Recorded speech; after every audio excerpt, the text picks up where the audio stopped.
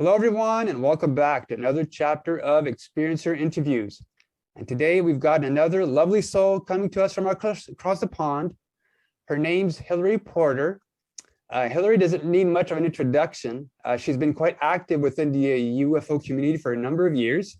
But for those who haven't had the pleasure of meeting Hilary, Hilary Porter lives in Hampshire, United Kingdom. She is the co-founder of b.e.a.m.s, the British Earth and Aerial Mystery Society, a long-established investigation and studies forum dealing with all aspects of unexplained phenomena and the paranormal.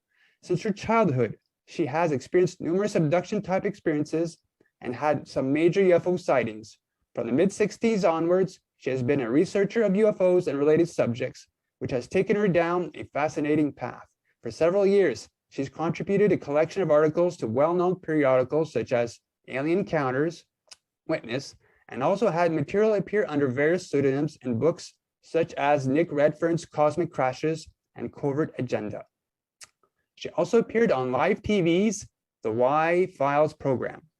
When she left school in the early 60s, she had several jobs in engineering companies, of which there were many in this area.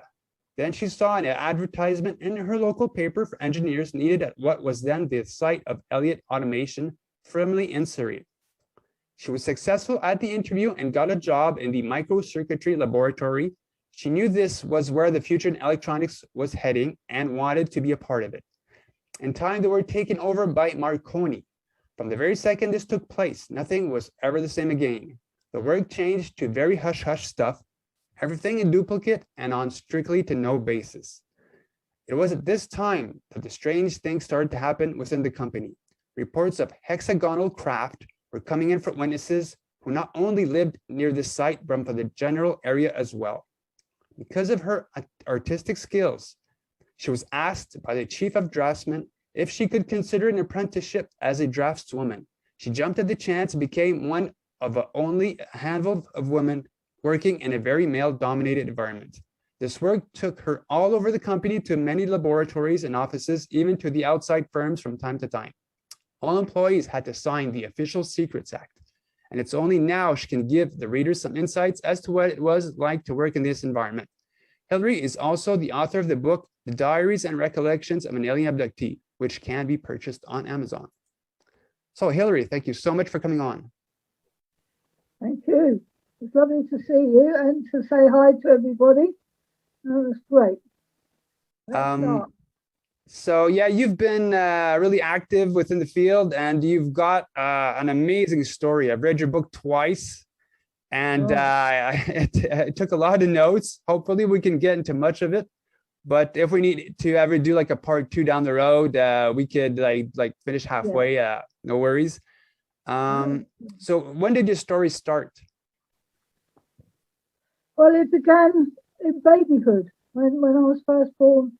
And Mother said that, in fact, she didn't tell me till 2009 because I was doing a program then and going to be filmed and stuff. And she said, there's something you really need to know. So I said, okay, Mum. And she came round and had a coffee with me and we chatted. And she said to me, I have to tell you that right from babyhood, when you were born, that they were taking you. She said, there was nothing I could do. They left me completely unable to move, and I couldn't do a thing. I couldn't shout. I couldn't do anything. Then she said it carried on bit by bit. I was taken when I got home from the bed and the cots and things like that. When I was in the bedroom, this little baby, little tiny baby, up in the bedroom, and she'd find me on the floor, things like that. Well, how on earth did a little tiny baby get on the floor? So this went on, and then when I got to about 2, so we moved then to our own home because I was living with my grandmother and grandfather. We had a garden, and I was just a toddler. They shored the garden up well so that I couldn't get out or anything like that. Then she used to stand at the window. We're seeing this little top sitting on this little step towards the garden, and she'd see me talking as though I was talking to someone and things like that. So I said, yes, Mummy, that's Manny Man. And she said, what do you mean, Manny Man? She said, I can't see him. I said, no, we talk, he comes and then he goes. And then soon after that, I began to be taken from the garden. And she thought, oh my God, where's she gone? How could she get out? We've sawn it up left, right, and centre. No way she can get out. Of course, she was then put out as well, where she couldn't move or anything. And then when she came round, she found I was missing, and all she could do was get on her bicycle and cycle all round the different places in Clover Road till she found me. And very often she found me in RAF Borough, RAF Borough. RAF Borough is where the men from the Royal Aircraft Establishment, Farnborough, lived, and they worked just over the way in the airfield, and on the airfield, flying planes, usual thing. So that's how she would find me, and then she'd have to take me back home on the bike. Sometimes she said, oh, you are naughty, you've got out, and she'd smack my leg. That wasn't very nice. But I said, Mummy, I don't know how I got here. I don't know. So she said, all right. She said, it was a headache for her. I mean, I couldn't understand. I realised, what she was living with. And I mean, she didn't open up and give me all these details until '09 when I was going to do a program for richplanet.net. And he was coming round with his friend, his lady friend, who's now his wife, I think. And she said, you do need to know. And she filled me in with all this stuff. I said, Mum, I had no idea. Oh, no, she said, this is what it was like. She said, your other sisters were okay. You've got a middle sister and a younger sister. And, they were all right. It was just you. They kept on taking you. Then, so you start to grow up a little bit, don't you? And things like that. And then it went into, once you get into, I was allowed to go out and play for a while outside the house and go down the road and things, because it wasn't like it is now. We've got cars and stuff everywhere and dangerous. And we had a field in the centre of Cove. And on this particular occasion, I saw something in the field. I went to the entrance, to the lower entrance, because there was two. And I think I must have had, maybe I saw something before I went in the field. But when I got into the field, there was this white thing on the ground over near the school, not far from the school. And I thought, well, I better get down in the ground. Well, there's long grass growing all summer. So I went and crawled along on my elbows and popping my head up every now and again. When suddenly, now this was taken from me till my crisis abduction in '94, but it goes in sequence. A small reptilian, a kind of reptilian being, suddenly was in front of me. And I thought, oh, crumbs, I'm a little kid. I mean, in those days, you only had radio, and you certainly didn't have anything about reptiles or nothing like you've got now. And this thing took my arms and dragged me across the field and underneath this disc that was on the ground. And it had a tube, and we went into the tube. The tube sort of opened and closed again. And it was dark in there, totally dark. You couldn't see anything. And we rose up into a chamber, a round chamber. Whether we were flying at the time or just on the ground, I don't know. But I do know it was black as ink up there. But all you had was the lights from, I suppose, what you call consoles. I didn't know then what that was, but I saw these coloured lights all around. And I couldn't see the beings either. It was so dark. But they started stripping me off and taking my little trousers off, and they shoved me on this cold surface. And then they started to prod me with this very sharp thing, really prodding me. It was horrible. And I've got the scar to today, you know, it's always been there. Thank you very much. That's what they did. And then I was screaming, and I don't remember anymore after that. And then a flashback came not so long ago, where I'd must have had this situation happen to me, and I remember coming in with grazed knees, and things like my knees were grazed, and Mum said, I'll put you up on the draining board and go and get the first aid kit. So she stuck me up on the draining board, got the first aid kit, and cleaned my knees up. But while she was out in the bathroom, I was sitting on the side, on the counter, you know, in the kitchen, and I was right by the window, and I just happened to be just quite calm, looking out the window, and I saw a bit of this disc slide out from a very big grey thundercloud, because it was very close, hot weather, and this cloud, oh my God, you know, I shot backwards to the wall, and I was pushing the curtain across me. So I must have known that this thing was dangerous, you know, and I pushed and pushed and pushed until I got it. I felt I was protected, you know, but she was saying, when she got in the kitchen again, she said to me, oh, she said, what was you doing? I said, it's out there, Mummy, it's out there. She said, what's out there? I said, this thing, you know, it's flying, it's in the sky. And she said, she had a look and she said, I can't see anything, you know, so that was a little flashback, as, you know, I guess that was connected. You know, and this is what happens with abductees. You can go a very long time before you get anything back.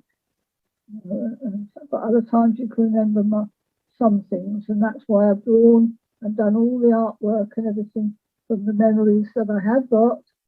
And I've got a little art book which I've done, and that's got other art material in there, just basically pictures, because I feel a lot of people, I've been doing for many years counselling for abductees, and I found that was a very important thing to do, because they've got nowhere to go.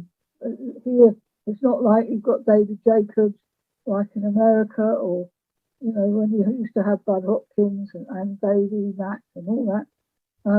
Here we've got nothing at all. So, but that didn't come until I'd had the crisis abduction. And I have to do this, put it that way around, because it's how it happened in my life. After the crisis abduction in '94, I was really out of it for 9 months, I would say. But I am a full-time, or was a full-time carer as well for my daughter Sally, and I had to be with it, you know, look after her and everything. There was no other way, and that's what I did. And somehow I managed to keep going. But then I decided after about 9 months that I couldn't take any more of this. I thought, you either embrace this situation or you go completely lally, what's it, you know. I thought, no, I can't do that, you know, it's not acceptable, I can't do it, you know. So that's what I thought, right, okay, I will study this situation. And it's from all of that and David Jacobs' work as well, which I found very close to those days to my own, what his findings were. And so I went to 2 years or more like that. And then I met Ken within that time. And he came down here, lived in Bedford at the time, in Bedfordshire. And because we had a lot going on around here, a heck of a lot going on. And I needed someone else to see what it is I'm seeing, and to, you know, just see the change in the area, you know, because we've got Kinetic here. Kinetic is the leading edge technological site for the whole of Europe. So this baby, you know, big. And it was in '95 that George Bush, the Carlyle Group, pretty much bought the site. And I used to also get the inner paper from a source of mine. And this paper would come about once a month, and I would be able to study it, which was good. I mean, she was like, allowed to take it home, but I didn't work there. But then again, I wanted the information. And if you're checking things out, man, you go and get that information, whatever which way and how. And that's what I did. And I learned a heck of a lot from that, and each month. And I decided that, I was right on. It was hot, man, really hot, and I was right there, in this hub, this, with all that's going on. And I noticed as well in the late 80s, early 90s, that say Marconi, b.e.a.m.s, Ferranti, and many other places were folding up. That the actual individual companies, but they weren't. They were going into this big place. That's what it was all about. And they wanted the creme de la creme of engineers and everything they could get. And that's how I found out about that. And because they used to have adverts in the papers as well, which was interesting. And I used to think, oh yeah, you want, top metallurgists. You want also, there's a lot going on here, a lot going on. This place also, before when it was b.e.a.m.s, Defence Evaluation Search Agency. I had a family member who was actually the second ahead of all that, but there's no way he would ever talk about anything. Of course, he wouldn't. Very, very top brass indeed. And he was also one of the most prominent pilots in teaching. He taught flying. He taught the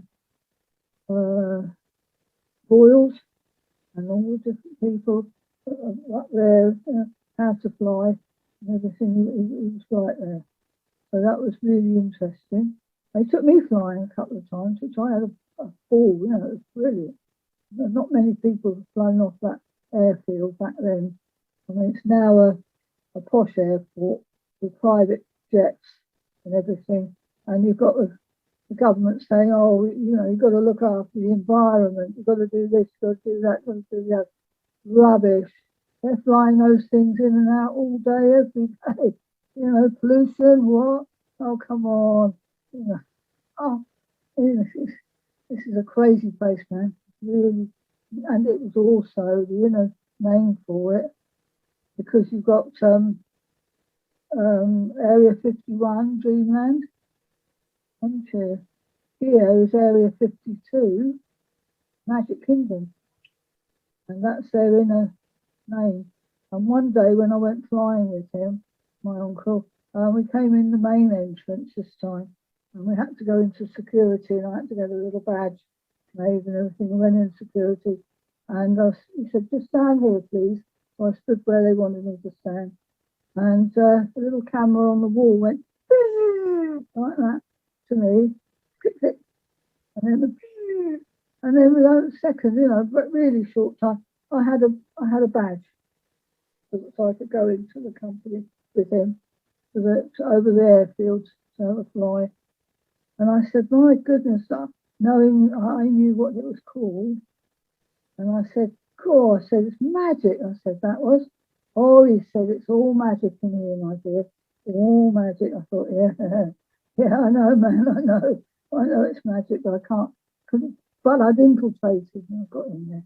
That's the second time as well. And yeah, it was really interesting going in there. But there, when you look, there's an actual disc onto a plinth thing, right by their main entrance. And they call it the Farnborough Flying Saucer. So, what are you talking about, man? What's going on here?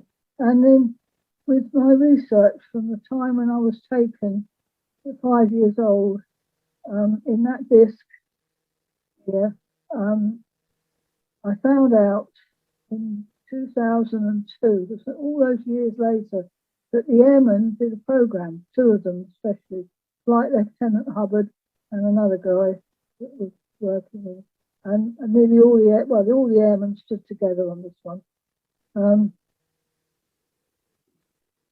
This thing had been flying, this disc had been flying over Farnborough, over between Guildford and Farnham, and all around the area, and loads of people had seen it flying far too low sometimes. They weren't, planes were not allowed to fly like that, but at the same time, they hadn't broken the sound barrier yet here, and it was going at about 800 to 1,000 miles an hour. That's a lot, isn't it? So, this went on, and so that was a human-made UFO? No, oh no, they were nothing to do with this place.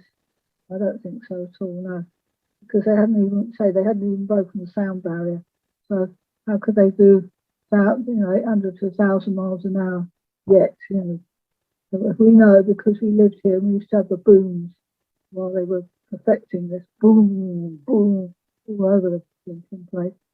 But this, they admitted that this was what was happening, and they all got together, all the airmen, and they said, right, we're very concerned about this. So they said they all went together up to the office, and they went to see the bosses. And my uncle, I guess he was only a young guy then, but he would be part of it, I'm sure of it. And they said, look, we are, we're airmen, and we are skilled, visually, everything.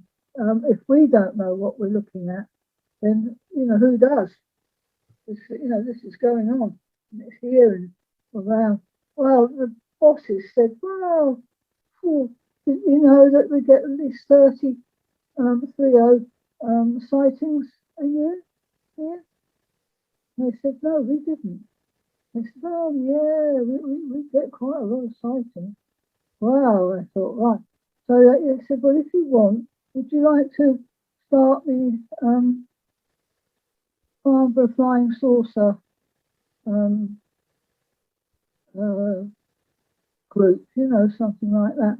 So that's how it all started. I believe that's how it started. Went up to London, of course, and they've still got places up there which are hush hush. But they said yes, we would, because we're very concerned. It's just after the war sort of thing, a few years, and if we don't know what we're seeing, the Connect does. So they said we would. We're very concerned. It's not Russia, it's not Germany, it's not. This is something else, something else. So that's how it all started, and it's been going on ever since. To come back to when you were 3, in your book, you talk about a story where long-robed figures would come into your bedroom. Yeah, I had bedroom visitors, and they'd come through the wall, and they're a bit like, I suppose, a bit like Bible figures, sort of robed, but they'd bring some unusual things with them, and they would bring. One of them had a ball, like a plasma ball, and it wouldn't be on his hand; it would be above, and he'd be able to go like this and like that, and so on, and he would control it, but it was from the mind, this is the thing, Oh, I thought, right, and then he also had another time they would bring a triangular thing that would spin and stuff, and they'd show me how to do that.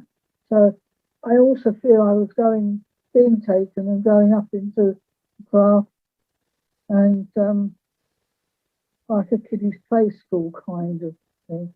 But it's very, I can't draw it because I sort of can't remember clearly as much as I could after I'd been an abductee and older. I could understand better. But yeah, this is what happened. And yeah, they're beginning to show me these things. I was obviously chosen for something. You know, some things, maybe it's my background, because I'm on my father's side, I'm Levitical Jewish, you see, and I guess that's on my father's side of things. My mother was English, and that, but you didn't, you know, men didn't quite, well, Jewish blokes living here. I mean, he was lucky with his life. My papa, as I called him, he was his stepfather, because the other one wasn't any good. He was a bit of a naughty boy, his actual dad. And he had my sister and himself. And my grandma met what we used to call my papa. And he, she got a divorce and then married my papa, daughter, and came to England because he was based here. He worked for the army and stuff back in the 30s and late 20s, whatever. And then they came here in 1934 and they remained here ever since. So that kind of saved our family, if you like. And that was important. And I felt, you know, as though something was happening to me, you know. I mean, you know it's happening, but, you know, as I'm growing up, things are getting more and more, and I'm thinking, wow, you know. And you can't tell anybody, not really. But I didn't have to. I had a friend who we used to play together, and it was one day about 1959, something like that, 58. We were standing at the bottom of the road saying, well, what should we do today? You know, shall we go for a walk, get our bikes, and go out? Well, things happened to us quite often when we were together. And I know that something was twinkling in the side of my eye. And it was a disc. Funny enough, it's practically over where I'm living now. And I said, hey, Janet, look. And she looked. Oh, she said, crikey, what's that? I said, that's a disc. Well, the thing kind of hyperleaped about a mile, boom, boom. And there it was in the sky above us. Well, just to one side of the road, the other side of the road. And it was white and it sort of disc shape, but it came to a point either side of it. But there was a section of it open. This section of it was open, had a white figure in it, a big, probably a reptilian type figure, a big thing, standing with its arms outstretched, its legs outstretched across the opening of this. Oh boy, oh Matt, we were gone. You know, she looked at me, I looked at her. Straight back home. She jumped, rushed into her garden and got back indoors, and I went to my place and got back indoors. And I don't think we went out at all the rest of that summer holidays, because it was summer holidays. We were too damn frightened. So, you know, there have been things with other people when I've been with them over the years, but she remembers it, but she's remarried and life's different, and she doesn't want to talk about it too much now. When I was reading the book, an event that happened in 1962 that really struck hard to me, because you watched the movie The Day the Earth Stood Still. Yeah, And yep. Yeah, well, we belonged to the Fernhill 61 Club, which was a school-based club. And it was a Friday night. Once a month on a Friday night, you had a film night. And this is what they chose, you know. And so I thought, right, okay. And I didn't think anything of it to start with. She was down the back, Janet, my friend, and she'd got a new boyfriend, so we won't go there. But I was sitting with another guy and a couple more people further forward, watching the screen, and then all of a sudden this disc came down, and again it opens out, and then you've got Klaatu standing there in the doorway, and it kind of reminded me of, you know, I guess she was busy doing other things and didn't see this bit. We won't go into details, but I did, and I was absolutely petrified. Oh man, oh God, oh I was crying. I got up and I took myself out. I said, I've got to go, I've got to go. It's only a film, Neil, don't worry, don't worry.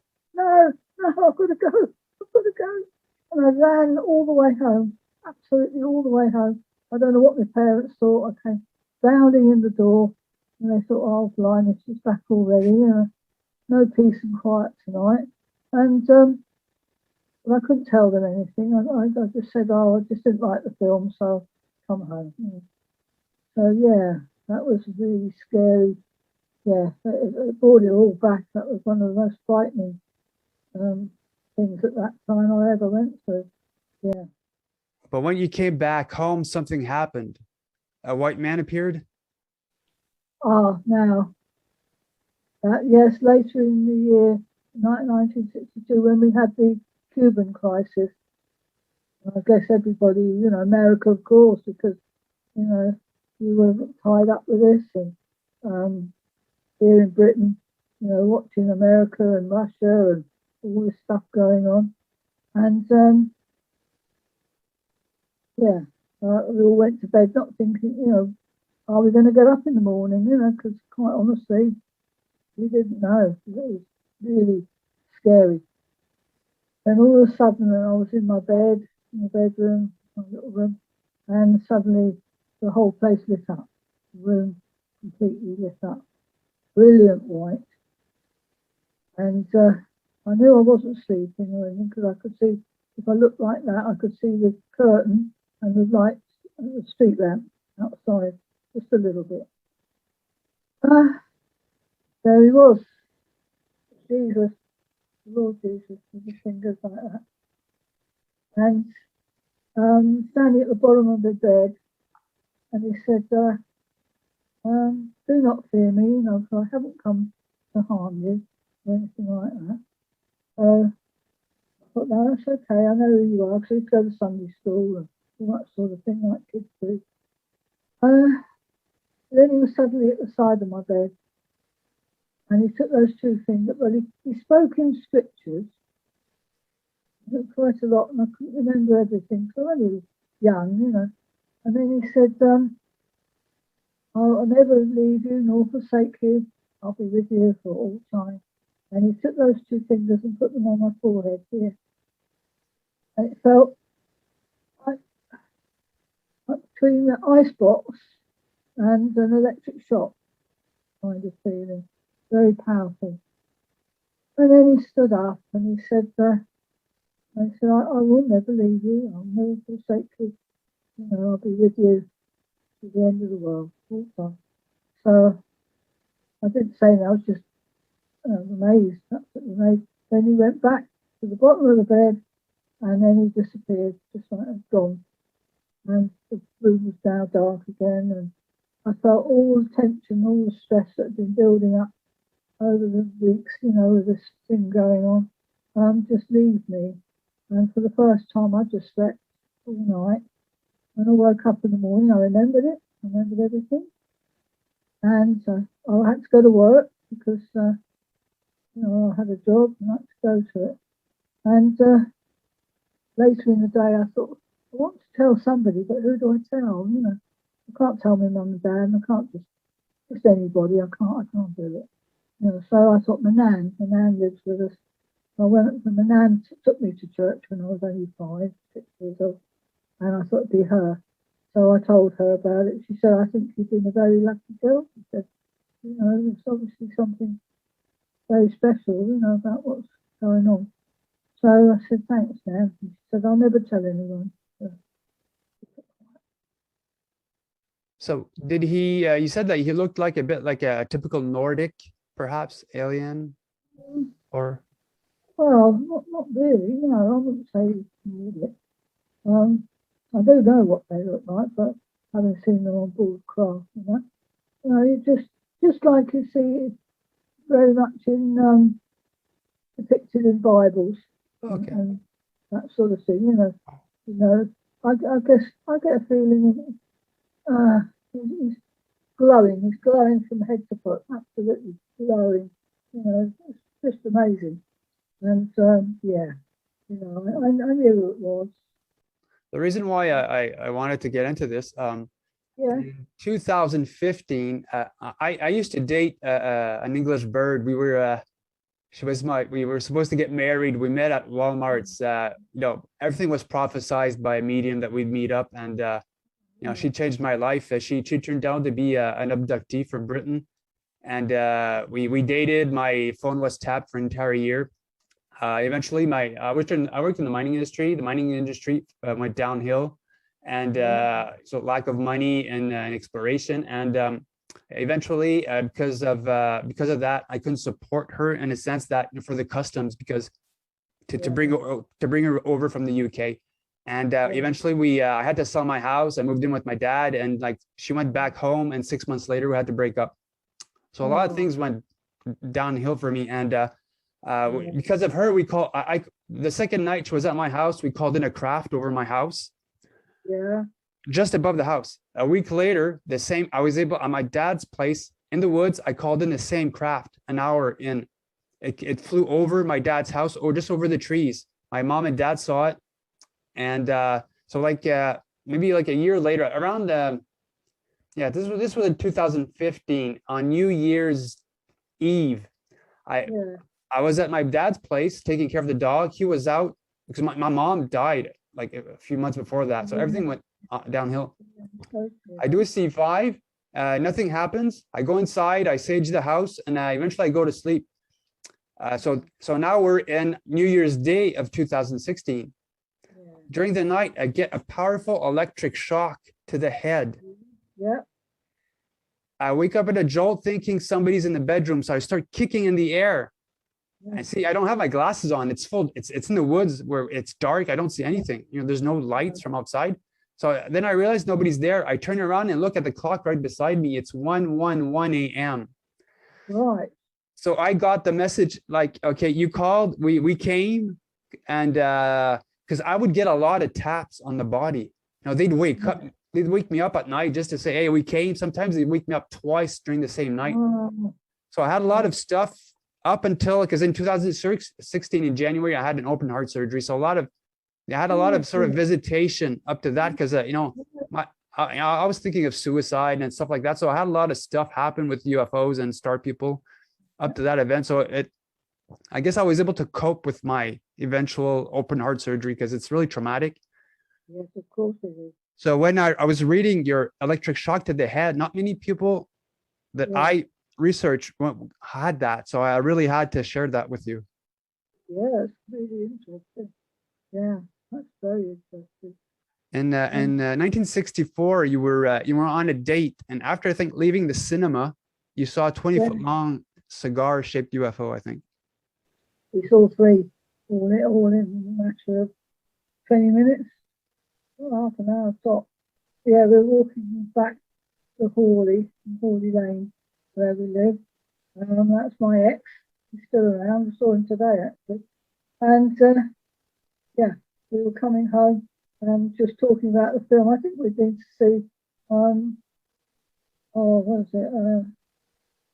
One of the films in those days, like you do. And so we got the bus back and walking along, and he suddenly tugged my arm. He said, oh, look. And oh boy, and there was this, cigar-shaped thing. I'm going across the sky towards a place called, it's kind of east, towards Frimley, generally speaking. And it hung in the sky for a little while. And it had an orange light at the back and a white light on the front, and it was gushing sort of smoke. So it wasn't massively huge, but it wasn't tiny either. It was, something, wow. Anyway, it turned itself around. So the orange light was on the front, white light on the back. But there's still this gushing of stuff coming out, smoky stuff. And then it carried on over to Finley. We got home and we thought, wow, this is interesting. And my boyfriend, he worked for the big place, as we call it, in the early days, the Royal Aircraft Establishment, doing an apprenticeship and everything. He was only a young guy, a bit older than me. Just went to take the dog out. We thought, well, we'll take the dog out tonight, doing a little walk. Shandy, our golden Labrador. So we're at the door, and suddenly another one comes across, and my parents see it and everything. Well, my dad is also part of was of the Royal Aircraft Establishment. There's a kind of, well, don't say anything about it, just say, oh, yeah, right, I've seen it, kind of attitude. And, well, we were pleased, it was interesting. So we took the dog and we went down the bottom of the road into a field where they can go have a mooch in there. Whilst we were about to just go into the field, we turned the corner, there's a hedge, last house along this bit of road, and the dog started whining. We said, what's the matter, boy? What's the matter? And he was trying to get under the hedge. Of all things, this thinking thing was coming down another one, from more or less where I am now, all the way down the Hawley Lane and across ahead of above us, and then it turned and went over Frimley. So we guess that all three of these things were going over to the Frimley area, because that's what the angle the other one was in. It was flying over from the house, when we were about to leave the house with the dog. So as soon as it had gone, the dog was fine. And off he went into the field, had a good old mooch around, and gave me his little last walk, or his last little walk, and then we took him back. And yeah, we saw three things on that one night. He had seen other things, but he had a situation where he was into telemetry, as you call it in America, and they were connected to Woomera in Australia. It's already been said by Jenny Randall, but I know it's true. That's the other writer. She's old, quite old now. Don't hear from her so much now. Anyhow, she's already done some fishing on this stuff. That night, he met me, and we were going to go just down to the club. It's RAE club, actually, and walk down. It's about half a mile. He said, well, he wasn't right. He was all sort of withdrawn and anxious and everything. And I said, hey, boy, what's the matter? So he said, I've had a strange day. He said, really strange. He said, I was doing my telemetry or telemetry work, and he said, I picked up these strange signals. They were coming in fast. I had no idea. He said, certainly not from this earth. He said, that's a fact.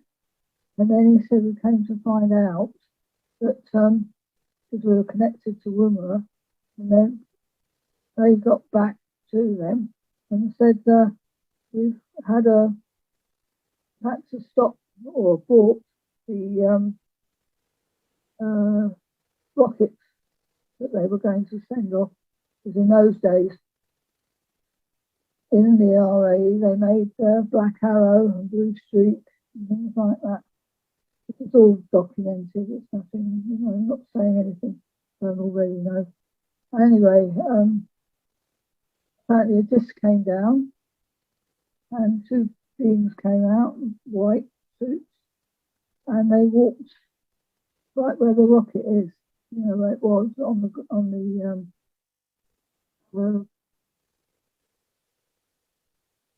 Woomera launching pad. And that stopped it all. You know, they couldn't do anything then, and they deliberately hung about for quite a while, and they were able to, I think, stop anything that they were doing. They could, you know, they got the power. In other words, they can do it on. When you were 18, you went through you had a gynecological exam Yeah, that yeah, I did. Yeah, you see, yeah, I've been abducted now for quite some time, but not remembering. You know, these things have been taken from me, and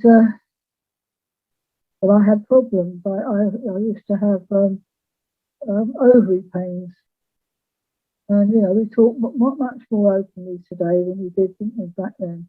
And guys as well, because it's all part of my work that I do as a counsellor.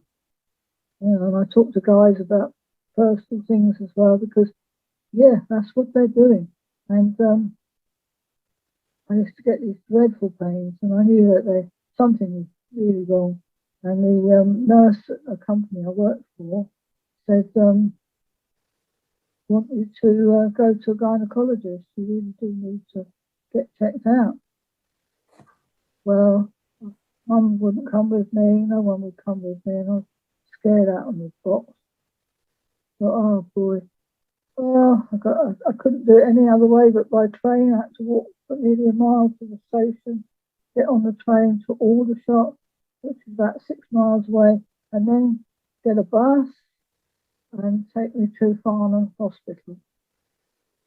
Well, I waited, and then I got checked in, and then I was told, right, you know, give you a gown and stuff. So they gave me a gown, and so I went into where the gynecologist was, and he said he's a red-headed man with a very ready face. Didn't like the look of him even then, but he said, "I know what your problem is." Oh, blimey, why does he know that then? You know, it's like, hasn't met me, you know. So he said, "Oh no," he said, "you've been messing around with boys, haven't you? That's your problem." I said, "You what?" I said, "How dare you?" You know, I thought, God, I wish my mum was here. Anyway, they put me on this bed. I had a nurse holding me down one side, a nurse holding me down the other side of me, couldn't move, and was checking me out in my most delicate regions. And oh my goodness, he knew that I hadn't been with anyone, and he just tore me to bits, kind of thing. Then he found I had well, you said cervical yeah, erosion.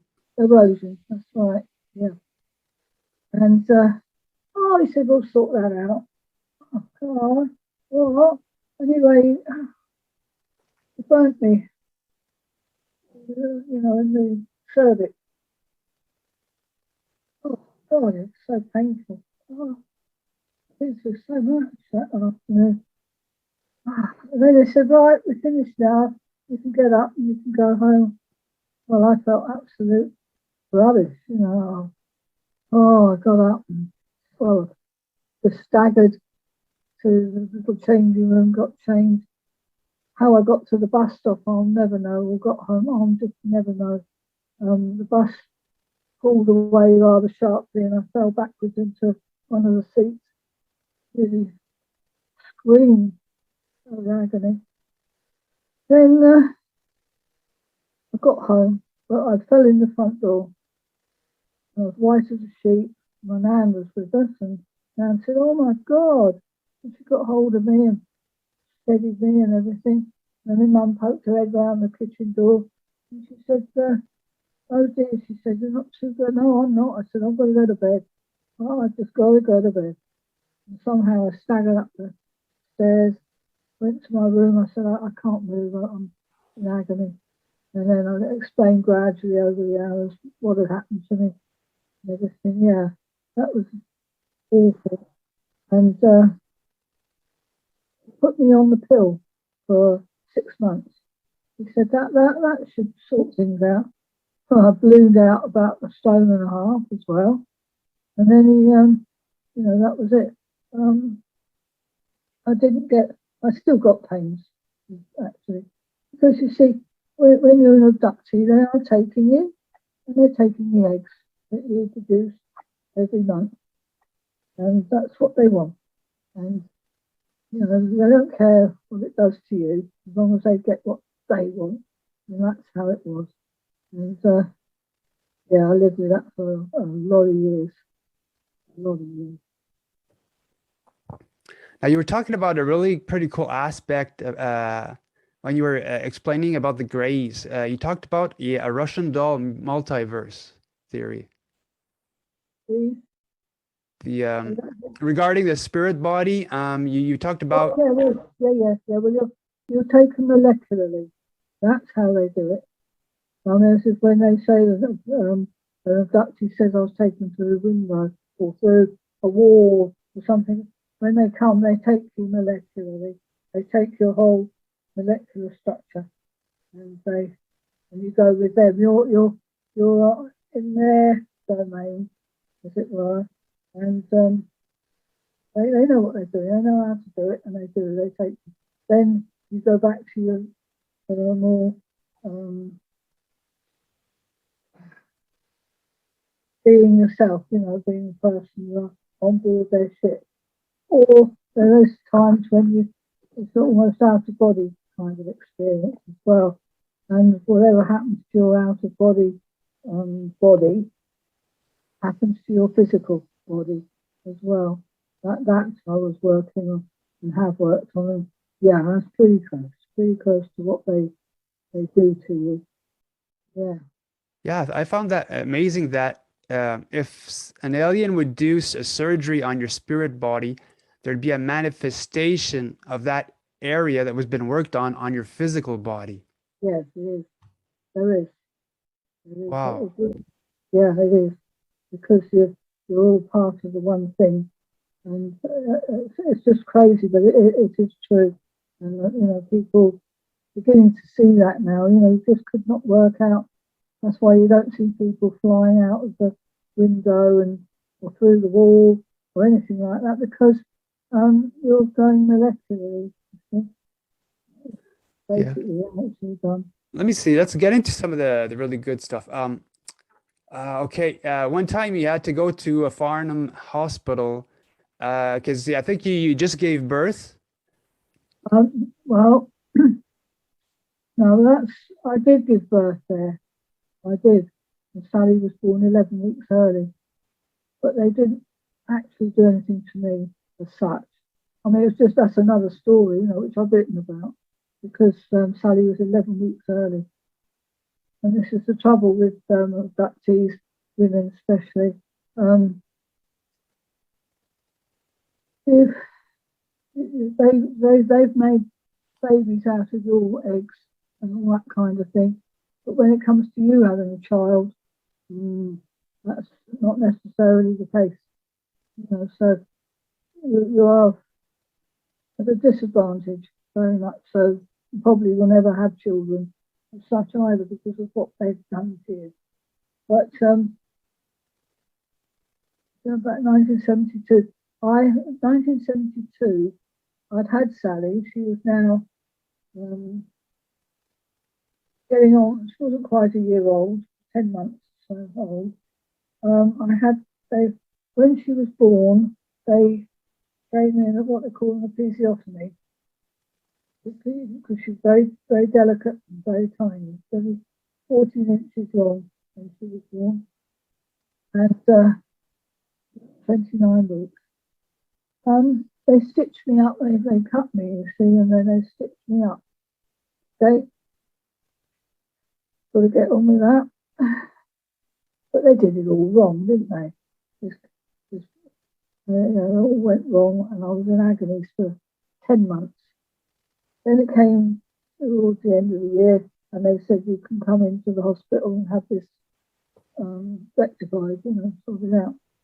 I thought, well, thank goodness for that, you know. So I went in about very early December 1972. I was supposed to be there just 3 days, Wednesday, Thursday, and come home on the Friday. Well, got in there into the ward, I think it was called, and you know, got pre-op and all that sort of thing done. Then the next day, I was supposed to go down and have this bit of work done. Very, very simple. Shouldn't have been under for long, except I was out for 17 hours. So the stuff they gave me, you know, to put me out, I can't imagine, but they did. And instead of coming round sort of towards lunchtime or thereabouts, it was 4 o'clock in the morning. Oh, well, I came, I could hear people, and I could, even my ex-old man, if he's now husband, he came, he said, I don't know why I bothered, you know, you're out of it, you can't, you know, can't do it. I thought, I would have swung for him, I tell you. You know, I thought, oh, I can hear you, but bloody, I can't do anything, you know. Oh. Anyway, 4 in the morning, I finally come out of this state, and I want the bathroom. I popped to the bathroom. On the wall in the bathroom was a huge cupboard, and in that cupboard, as the door was open, there were jars of what do you call them? Fetuses? Hybrid, Okay. hybrid babies, hybrid babies. I thought, oh my God, you know, and they've got no well, the tiny ones, you know, there's no eyelids or anything like that, just large black, all black eyes, tiny little, 2 little slits for a nose, and a little tiny nothing now. So pretty much nothing. That was the earliest ones, about 13 weeks. They are all together with their arms down in between their legs, and they're very long and very thin, and the legs are long and thin compared with and the body's very small, obviously when it's tiny, and it's got a red mark right here in the chest. And I looked all the way down at all these different little creatures, you know, sitting. I thought, oh my God, you know, they are doing it. They are, you know, this is, oh boy. Ooh. Oh my God. Anyway, I dashed in and dashed out of there. I thought, no, I shouldn't be seeing this, you know, I could be in danger. So I poked my head around the corner, still no nurse there or anything. So I shot back into my bed, put the covers over. I watched her coming in, the doors, one of those swing doors, and bang, bang. I thought, oh. She had a tray with a cover over it, tea towel, well, that kind of thing, cover. And she walked into the ladies' toilet. And then she heard chink, chink. And then the door goes bang and it's locked. Another one's been born. And then she goes out with the flat tray and just the cloth thing and disappears through the doors again. I thought, yeah, you know, this is something else now, you know. Oh man. Oh, it was like, oh, it's blazing on the brain, you know, because the bigger ones went right up to about 24 weeks and still they've got no eyelids or that, gives you black eyes and these very, very small features. And yeah, they're just like the little greys, really, that kind of thing. Exactly, you know. And I thought, wow, this is happening here, you know. Yeah. So I couldn't tell anyone. I mean, okay, I was glad to get home the next morning. I said, right, I'm going home, you know. I thought, okay, I'm feeling all right. So they let me go and I went home. I kept it to myself for quite a while, but gradually it's come out. I felt it was important that it did over the years, because women need to know about all this and what's happening to them, and that perhaps they've given birth and they're not allowed to see the kiddie, little baby or anything, and that's probably why, because it's part them, but it's part aliens. They've been impregnated by them, carried them, but you see, you can then carry them for a short while, and then you abort them because they aren't fully your genetics, are they? Part of them. Yeah, quite frightening. That's very revealing, and I found that all the way through my experiences. I've had to go through some absolutely awful things, but in order to learn about what's going on. Yeah. Not something I would have chosen to do, but looking back on it now, I'm glad I know what I know. I had to be there for a purpose. Definitely. In 1973, you saw a red tentacled saucer. 1973, yep.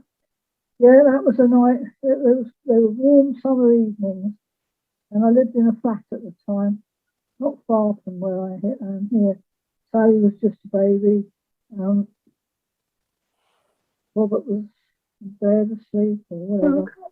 I got out and went into the kitchen. I thought I'd make myself a cup of water or something, but it was then I noticed something out through the kitchen window, because I don't close the curtains, they're upstairs. And I thought, wow, well, I've got a telescope, an ex-military telescope. And I thought, wow. So I got it was already on its tripod, got it sighted up and everything. Oh my God, this thing was sort of going like this. It was fluid. And then suddenly it went into this solid. And then with that, it had a red band around the dome bit. And then it had tentacles. Suddenly came down, loads of tentacles, red, sort of waving, and then all of a sudden these little tiny bits, or whatever you want to call them, were coming out of these tentacles to the ground, and they were all coming out. I thought, oh wow. I forgot about the buzzing in the ears. This is far more important. And of course, with what I used to do, and I do, and I still do, if I get a sighting or things important like that, I am an artist. Get that in your book, get that drawn in, and time, date, weather, everything important. So that's why it is the diaries and recollections, because that's what I did. And the following night it did it again, because I have to admit I had to go to work the next day, and I suppose I lost half an hour, well, I was just so taken back by this thing. Then the following night I was laying there and it started again with my ears, and I thought, oh, there. I got out of bed, went into the kitchen, and I crikey, it's out there again. There it was, hanging there, the tentacles and the little things, all red, all kind of pouring out of these tentacles underneath this disc. And I think I lost an hour or more this time. Suddenly it was like 11:30, and it was all now 1:30. I don't quite know what happened there, because I wasn't out too long, because I was concerned about getting up in the morning. But yeah, dead weird that was. Crazy.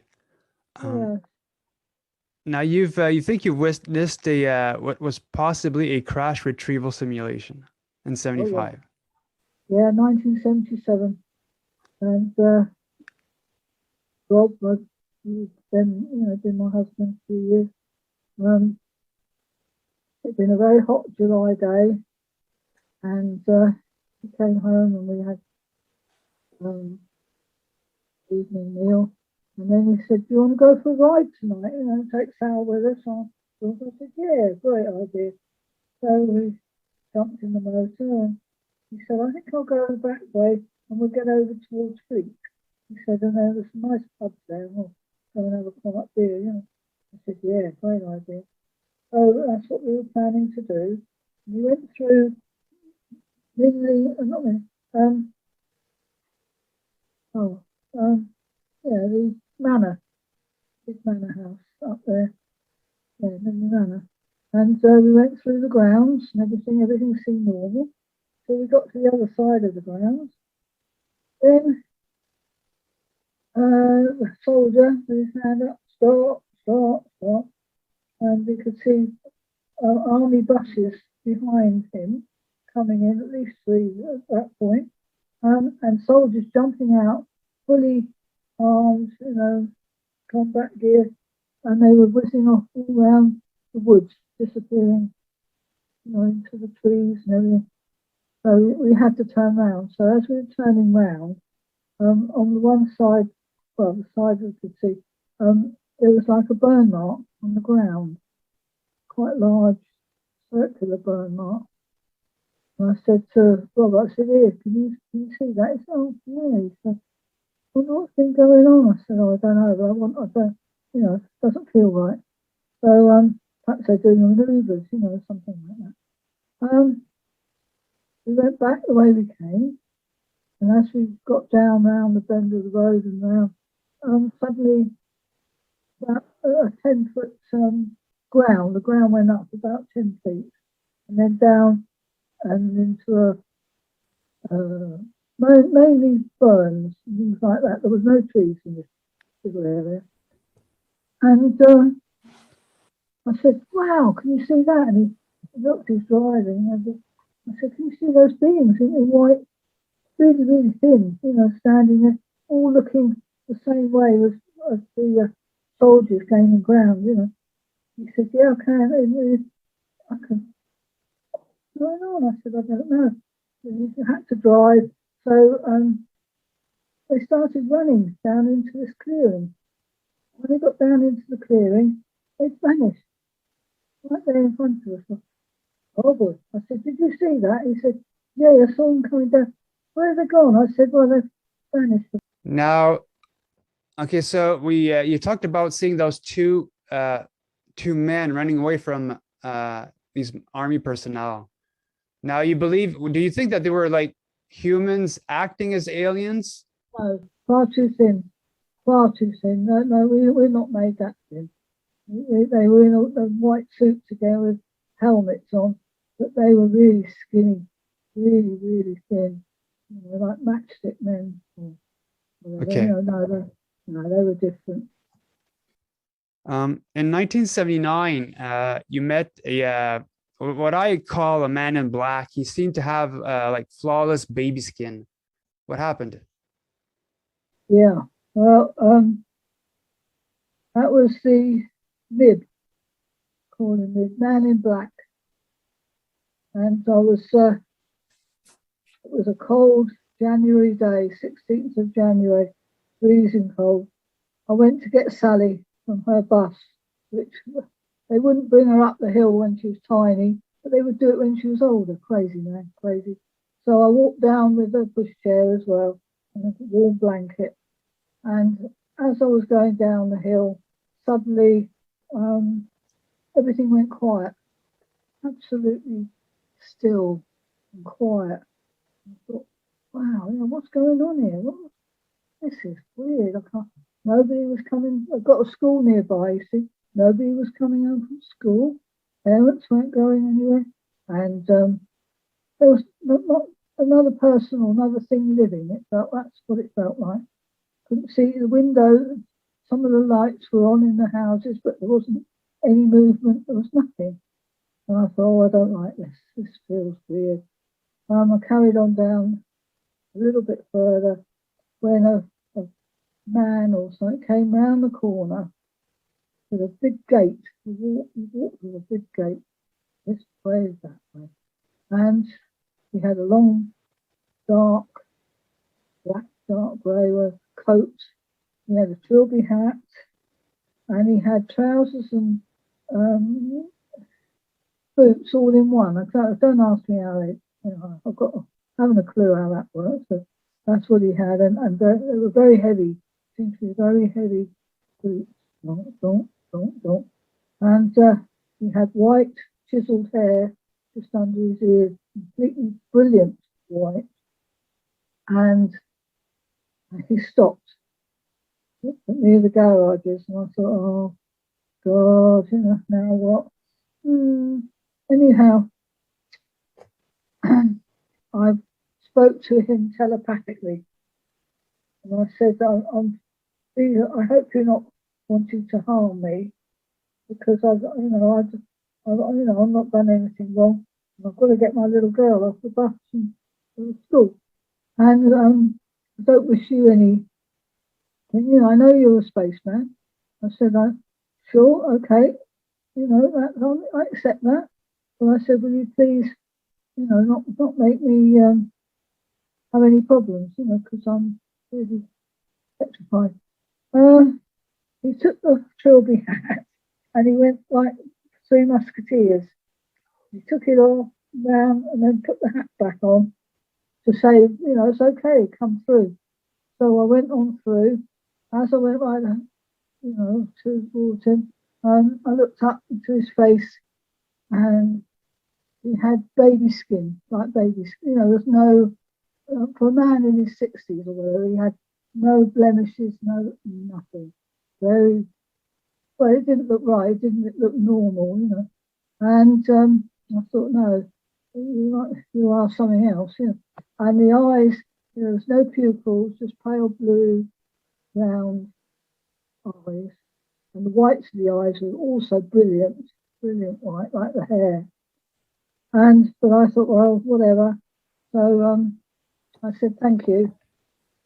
And I went past him and carried on walking. I went a few steps when suddenly I thought, oh, is he behind me or what? I turned, just nothing there, absolutely nothing there. So I thought, flipping it, had he gone round the back, because there is a route round the back, which you could go further up the road that I'm going to go on in a minute. Still nothing. Nobody anywhere. Complete silence. And I thought, well, I don't know, this is weird. I went down to where the bus stop is by the flats at the bottom of the hill, and still nothing, absolutely nothing. And I thought, what's happening?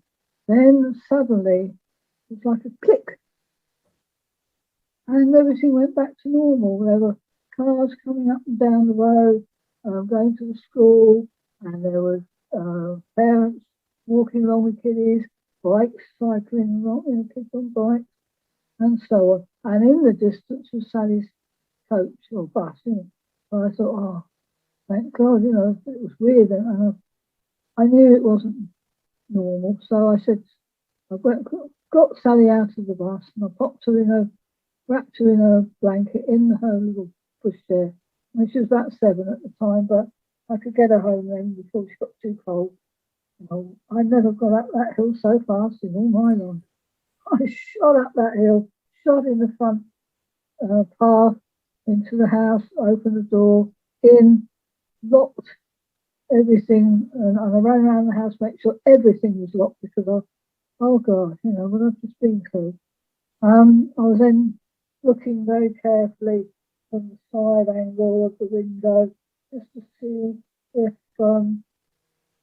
he was about. He wasn't. It seemed to be all clear. It'd gone. Oh, But he had been seen, or something like him, 3 times the year before in the summer. 2 women had been approached by him, and there was others that he had no eyes. He just had black sockets.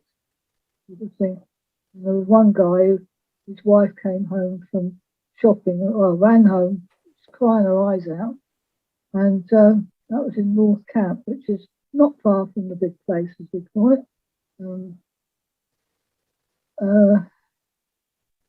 He said, "What's the matter?" And she said, "This bloke come up to me, stood right in front of me, And she said, he didn't have any eyes, and he just stood there, frightened the life out of me.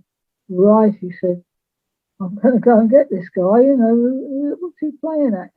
This is not on, he said. And he was out the door and all round North Camp looking for this guy with the strange eyes, He said, I'll floor him, he said. I'll go for him. He said, how dare he upset you like that? But he never found him, of course. And there was several others through that summer that witnessed this. So the clothing was the same, but he sometimes had eyes in and sometimes he didn't. We missed. We didn't get the chance to talk about the Marconi spaceman. Yeah, right. Well, 1974, early April, 3rd of April. That night before, I was washing up, and I lived in a flat at that time. And as I was looking out the window, I saw two big white orbs going down the M3. And when one went off to Farnborough and the other one carried on towards Brimley, I couldn't see any more than that because it had houses and trees and all that sort of thing. Well, I thought it was worth putting in my book, so after I'd finished washing up, I put it in the logbook. Then I forgot all about it. I thought, well. Then the next day we went on the company's bus. When we got to Marconi, the gates were wide open, no security, nothing at all. I thought, that is really strange, really, really odd. I thought, what on earth's happening? And there was such an atmosphere, you could cut it with a knife, it was so strong. And I thought, where's the security? They're not anywhere. This is strange. Because I've been there a few years, nothing like this had ever happened. It's now Marconi as well. Excuse me.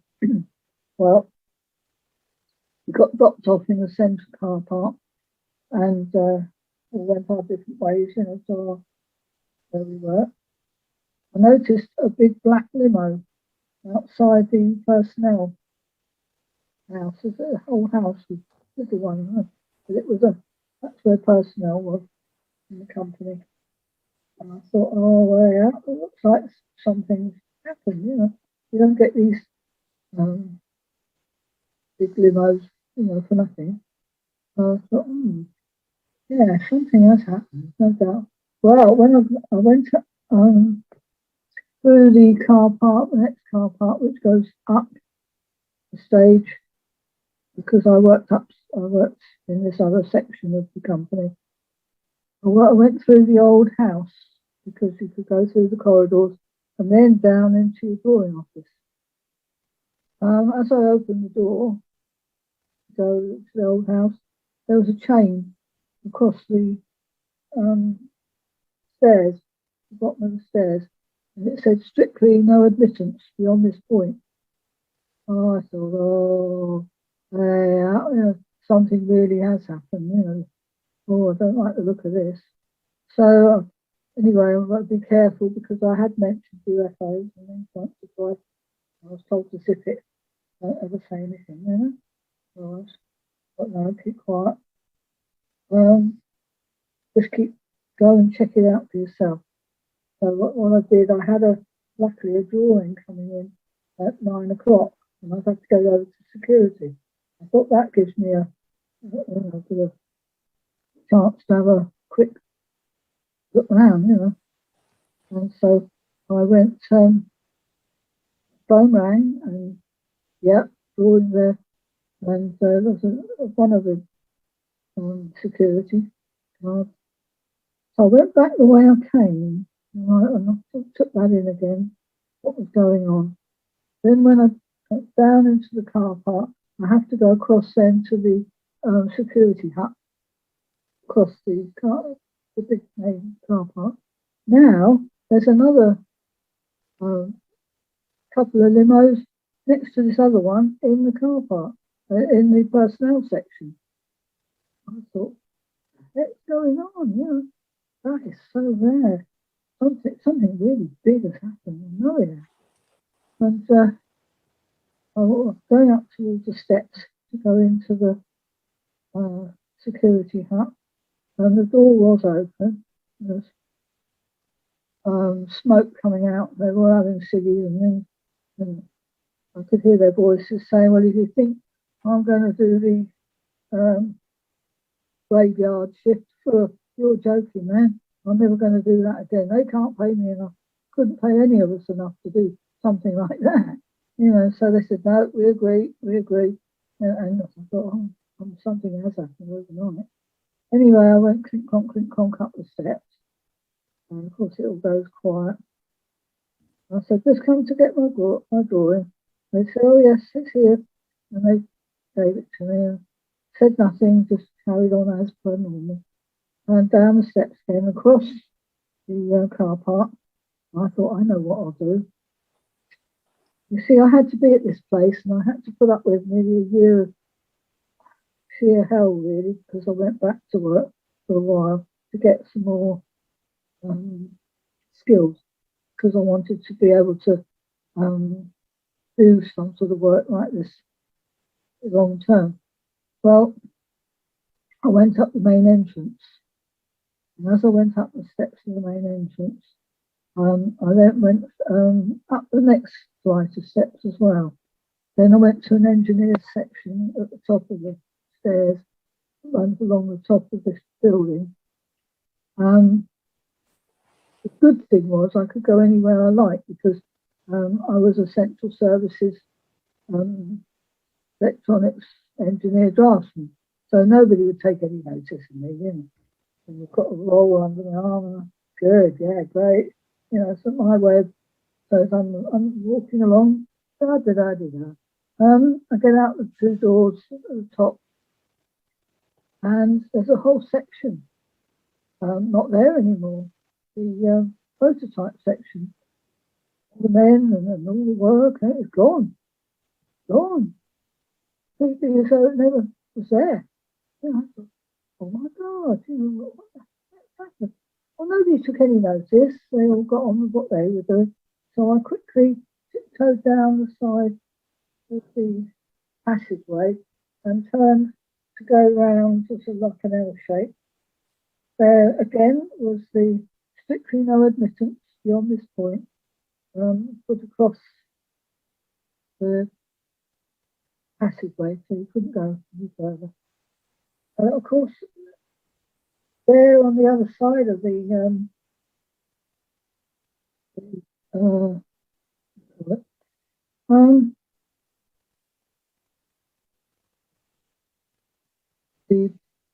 section that they had got rid of,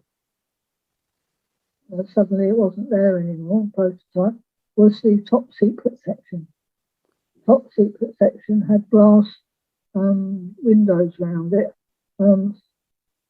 sort of thing you'd have in your bathroom kind of thing, so you can't see through it. And I thought, that sounds, something's gone on, something really has gone on. Suddenly I felt a feeling of foreboding, and I also got a feeling, something really bad. It was like my brain,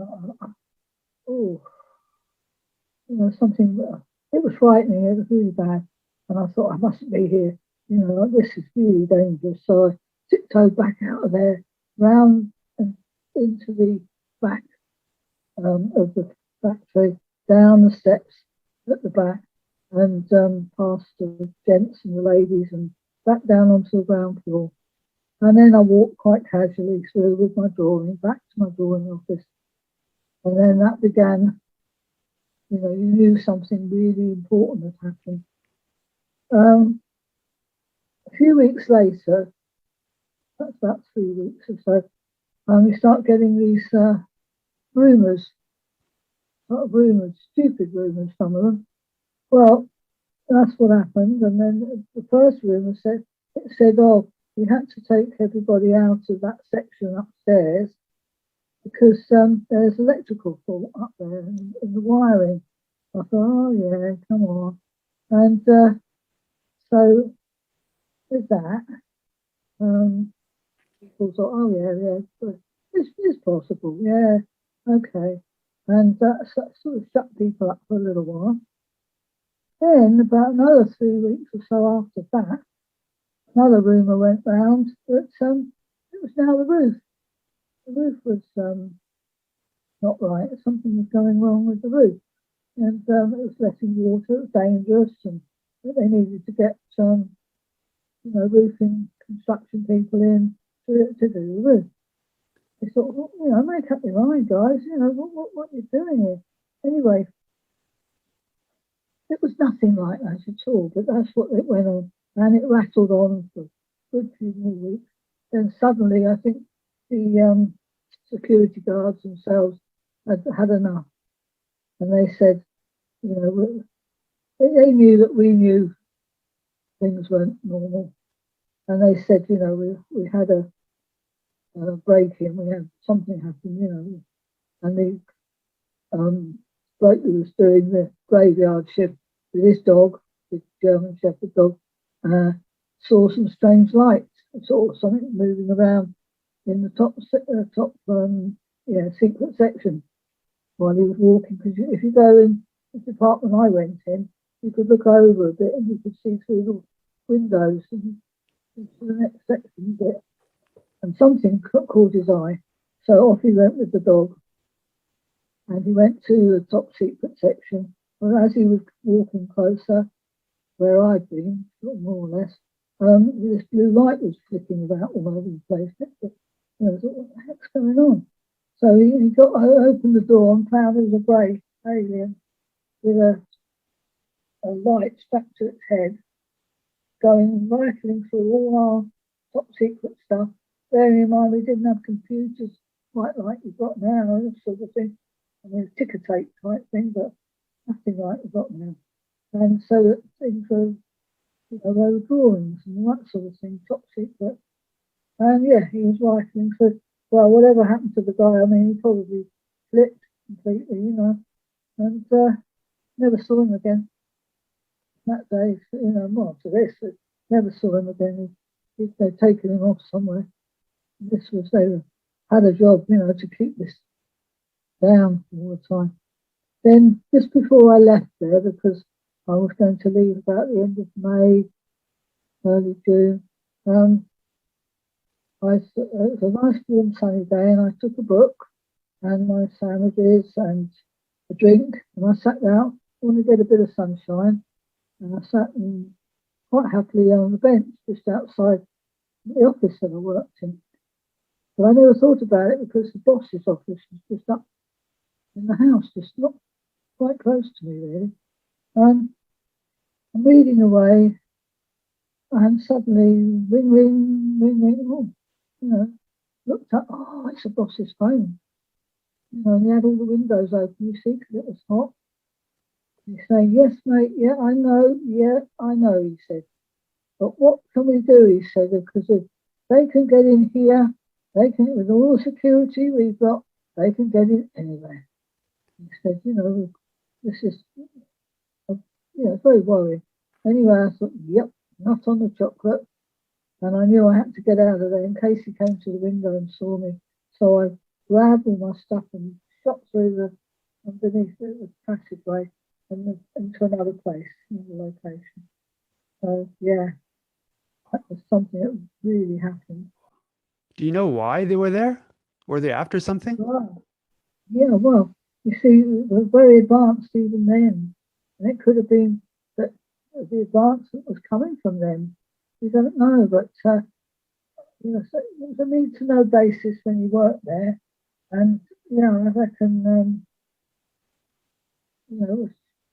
they were either, very concerned maybe about what we were doing or some of what we've developed, perhaps. And those early things were to do with like the cell phones that we've got now and all this sort of thing. And we know what damage some of these things can do, all the time. And there was the killings in 1980s where bosses from there and other parts of Marconi were being killed. They said, oh, they committed suicide, got with their hands behind up behind their backs, tied up, and their feet. How could they commit suicide like that? Oh my Oh, come on. There was a lot of very, very bad. They tried to cover it, but it never worked. It never worked. So I guess some of them tried to, burn their bridges, so to speak, Yeah. to stop, whatever follow up. Wow. Mm. Um, Now, before we finish, I'd like to get into maybe two stories. Because in '79, you started to get a lot of more abductions in your bedroom, but Yeah. in '82, there were 7 grays in your bedroom. Well, I had all the greys right from 79 right up till 82, coming regularly through a portal in the wall. I had to sleep with Sally because Sally had epilepsy sometimes, and I knew I had to be really fast, to help her if she suddenly had fits and things like that. And she's only a little girl then, so not very old. And we were then on our own as well. We had, because I got a divorce, Robert, that's another story altogether. Been knocked about, things like that. So, yeah, it started in about the June time. And we had 79, and this portal would suddenly, brilliant circle of light in the bedroom wall. And then this cowled figure would come through and stand always to the left of this portal, head down and couldn't see his face. Then ushered the greys. We had anything up to 7 greys come, like little kids almost, sort of rushing around the beds and things. Yeah, and the picture in the front of the book is Sally being taken, and I can't do a thing about it. Laying there, and all I can do is my eyes watch what they're doing. Then you get the bigger grey comes, and he comes up the side of my bed, and he puts gradually poking my body. And so he's right up here in his face, and trying to, with those eyes, his huge black eyes, trying to drink everything out of me or whatever he's doing. Oh, it's horrible, but I don't remember anything after that. All I know is we're taken, whatever happens to us, and then we're brought back, and so on. And that went on quite a lot throughout the 79, 80, 81. 1980, we had the big black figure right here where I'm sitting. Huge black figure standing in the middle of the window. And it was April time, and I just got Sally off to bed around 7:30. The days were just drawing out a little bit, and so I came down here to get a bit of a rest.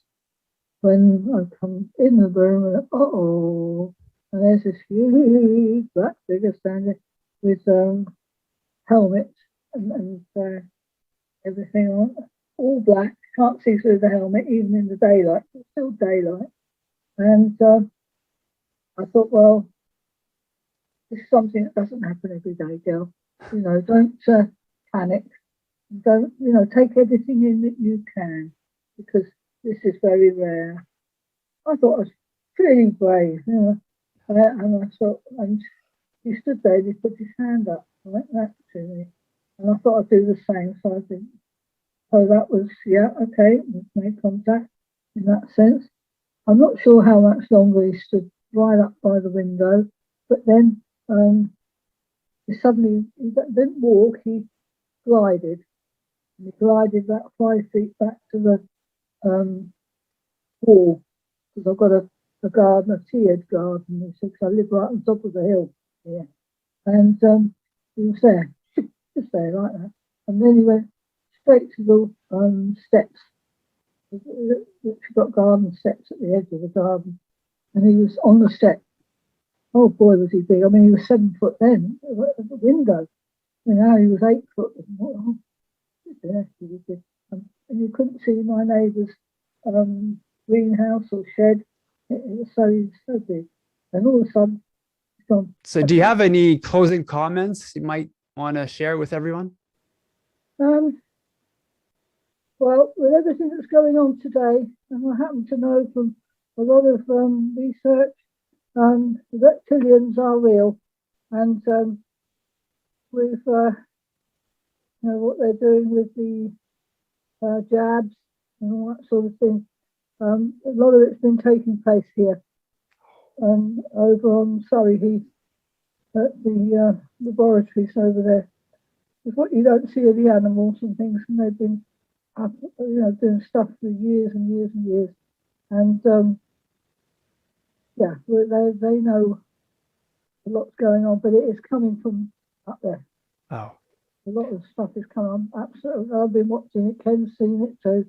He said, you see these things coming in, flying in, and I've got a monocular infrared, and I can see things with that as well. And there are times when it looks like these, what you can see are just going across the area where they are hovering, and they do land, and there's no real landing strip. They do land, but there are also those you cannot see that could take off from the ground, and they just go straight up into the heavens. Literally, I've never seen anything like it. But yes, there's a lot going on. There's a big story just in that alone. We do know that they've been up to it for a long time. yeah. They really have.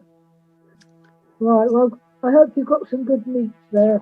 That you can really work with. Yeah, people really need to buy your book because you got beautiful drawings that I'll be sharing here too. But you've been through so much, so much. Yeah, that's it. There's that book, and it says my art book. You go onto the site, and then you can see all the books.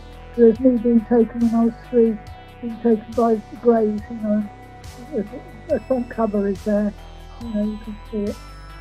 So yeah, I'll be able to share the link to your work on Amazon so people can purchase that.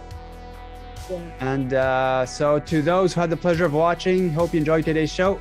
More interviews coming up, and I'll see you guys next time. Okay, see you in a while. Bye-bye. Hello everyone, this is Mr. Gray, and thanks for watching today's episode. If you are an abductee, contactee, or experiencer, and you believe that your story could help others, please feel free to contact me through my YouTube channel email. When it comes to experiencers, the ET phenomena, and the future, remember, truth will out.